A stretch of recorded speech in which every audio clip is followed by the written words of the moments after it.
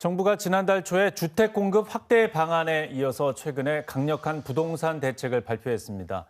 하지만 여전히 지역은 소외됐다는 목소리가 나오고 있습니다. 오늘 알찬 생활에서는 연이은 정부의 부동산 정책에 따른 강원도의 부동산 시장을 전망해 보겠습니다. 자, 오늘은 강문식 한국공인중개사협회 강원도회 상담위원장 함께하겠습니다. 어서 오십시오. 네, 안녕하십니까. 예. 자, 먼저 최근에 정부가 발표한 부동산 대책의 핵심 내용부터 좀 알아볼까요? 네, 이번 10월 15일 부동산 대책의 핵심은 한마디로 표현하자면 수도권 시장 안정화에 초점을 맞추고 있다고 보여집니다. 네. 즉 투기 수요를 막고 실수요자를 보호하겠다는 건데요. 먼저 서울 전역과 12개 경기도 지역을 규제 지역으로 확대 지정을 했고 또 담보대출 한도도 강화를 했습니다. 구체적으로 보면은 규제 지역 내 15억 초과 아파트 같은 경우에는 4억까지, 그리고 25억 초과 주택은 2억까지 담보대출을 제한하는 것으로 발표를 했습니다. 그리고 또 공공택지 공급 확대 방안을 강구를 하고 있고요. 갭 투자 방지를 위한 실거주 의무, 또 재건축 재개발 사업 기준도 강화하는 것으로 나타났습니다. 다시 정리를 해보면은 수도권의 과열 투자를 막고 실수요 중심으로 시장을 재편하겠다는 것으로 보여지고, 네. 대부분의 조치가 수도권 중심이기 때문에 강원도 같은 지방에서는 사실 체감 효과는 크지 않을 것으로 보고 있습니다. 예, 이 정부에 계속 나오는 부동산 정책이 오히려 지역 시장에는 조금 부정적인 영향을 줄 수 있다는 얘기가 많이 나오지 않습니까? 네, 맞습니다. 정부의 대책이 일단 수도권 위주로 집중되다 보니까 사랑과 자금이 더욱 수도권으로 지금 모이는 것으로 현상이 나타나고 있습니다. 네. 지방은 원래 거래가 위축되고 미분양이 쌓이고 있는데 정작 세제 혜택이나 공급 확대에 따른 규제 완화는 수도권에 집중하는 현상으로 보여지고 있고요. 결국 이런 흐름이 지방 소멸로 이어질 수 있는 구조적 문제가 생기고 있습니다. 그래서 수도권 위주 정책이 아닌 지역별 맞춤형 부동산 정책이 꼭 필요하다고 생각합니다. 예. 수도권의 부동산 규제가 강화되면 다른 지역, 특히 뭐 서울과 가까운 강원도에 풍선 효과가 생길 수 있다, 뭐 이런 얘기는 있는데 그 부분은 어떻게 보십니까? 네, 강원도의 풍선 효과 가능성은 일부 있을 수는 있지만 좀 제한적일 거라고 보고 있습니다. 수도권 규제가 강화되면 이제 외곽으로 투자처를 눈을 돌리는 분들도 있는데 네. 현재 강원도 상황을 보면 이제 미분양도 증가하고 예전보다 이제 거래량도 좀 감소를 하고 있고요. 또 금리적인 부담도 아직 크게 나타나고 있습니다. 그래서 현실적인 제약이 있기 때문에 서울 접근성이 좋은 춘천, 원주, 속초권은 앞으로 교통망이 지속적으로 확충을 하고 있기 때문에 일시적인 투자 수요가 이동은 있을 것으로 보고 있습니다.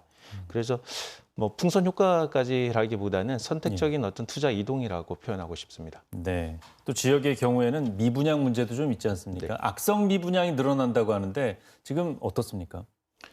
네, 강원도도 예외는 아니고요. 준공 전에 미분양은 이제 줄어드는 곳도 일부 강릉이나 이런 데는 나타나고 있는데 네. 준공 후 미분양을 이제 통상 악성 미분양이라고 표현합니다. 준공이 됐는데도 분양이 안 되는 것을 이제 준공 후 미분양으로 보고 있는데 네. 이런 사례들이 좀 늘어나고 있습니다. 그리고 금리도 아직 높기 때문에 대출 부담이 좀 크고요. 실수요보다 투자 목적의 단지는 입주 시점에 춘천권 같은 경우에도 계속 보합세 내지 상승을 이어져 왔는데 마이너스 프리미엄이 나오는 곳도 있습니다. 네. 그리고 그나마 이제 생활 인프라가 잘 갖춰진 곳이나 브랜드 아파트 단지는 여전히 수요가 있기 때문에 지역별로 양극화가 점점 커지고 있는 것으로 나타납니다. 예, 그 양극화 중에 하나가 또 분양가 상승 아니겠습니까? 지금 뭐 아파트가 평당 1,700만 원까지 나오는 곳도 있습니다. 강원도 내에서. 네. 30평대면 거의 6억인데 이것도 계속 좀 오를지 말지 이게 분석도 좀 다 다른 것 같아요. 네, 단기적으로는 한동안 고분양가 흐름이 이어질 것으로 보고 있습니다. 건설 원가라든가 인건비, 자재비가 계속 상승을 하고 있고 네. 또 고급화 경쟁이 맞물리면서 분양가가 계속 상승을 하고 있는데요. 다만 실수요자 입장에서는 가격 부담 부분이 통상 이제 6억 원 전후를 저희 개인적으로 생각을 하고 있는데 네. 거의 한계에 다다른 상황이기 때문에 추가적인 상승보다는 조정이나 보합세로 분양가가 전환될 가능성도 있다고 보고 있습니다. 네. 결국 실질적인 분양률이 시장의 방향을 가늠할 중요한 지표가 될 것으로 전망하고 있습니다. 네. 또 지역에서도 초고가 주택 선호 현상이 좀 있지 않습니까? 네. 이러면 이제 자본이 너무 집값 편중으로 되는 부분도 좀 우려되는데 이 부분은 어떻게 보십니까? 최근 뭐 춘천권 같은 경우에도 입지가 좋고 신축 브랜드 아파트 중심으로는 전용 면적 84타입 기준으로 해서 8억 원대까지 실거래가가 나타나고 있습니다. 네. 좋은 입지는 계속해서 오르고 또 비선호 지역이나 비선호 아파트 같은 경우에는 거래가 감소하면서 같은 지역에서도 이제 가격 격차가 점점 더 벌어지고 있는 양극화 현상이 뚜렷하게 나타나고 있고요. 지역 내 또 주거 불균형이 이제 심화되는 현상들이 나타나고 있습니다. 그래서 앞으로 저희가 이제 뭐 보도나 정부 정책을 보면 항상 그 가격보다는 보유 주택 수를 기준으로 계속해서 그걸 제한을 걸려고 하는데 그런 네. 부분보다는 주거 양극화를 줄일 수 있는 정책적 접근이 필요하다고 생각합니다. 예. 아무래도 집을 살 때는 거의 대출을 끼고 사기 때문에 이런 정책들에 좀 예민할 수밖에 없는데 정부의 부동산 대출 규제가 강원도에는 좀 어느 정도 영향이 있을 것으로 보십니까? 네, 강원도에도 당연히 규제가 있을 것으로 생각을 하고요. 실수요자 대출 의존도가 강원 지역도 굉장히 높게 나타납니다. 저희가 뭐 중개를 해보면 실무적으로도 최대 뭐 대출을 60에서 70%는 보통 통상 받으면서 진행을 하고 있기 때문에 네. 대출 규제가 강화되면 거래가 위축되는 것은 사실입니다.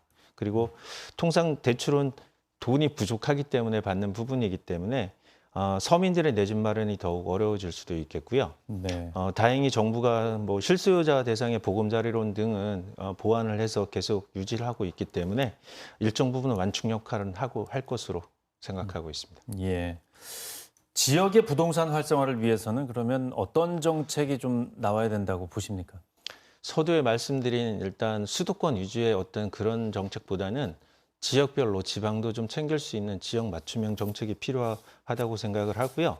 서울이나 수도권 기준의 규제를 지방에 만약에 그대로 적용을 하게 되면 지방 시장은 점점 더 얼어붙게 될 것으로 보고 있습니다. 예. 그래서 지방의 어떤 실제적인 부분을 몇 가지 말씀드리면 취득세나 양도세율을 완화해서 거래세제를 좀 완화시켜주고 전입을 지방 인구가 줄고 있기 때문에 전입에 따른 인센티브를 부여하고 또 지역 일자리와 연계한 주거 정책도 필요하다고 생각을 합니다.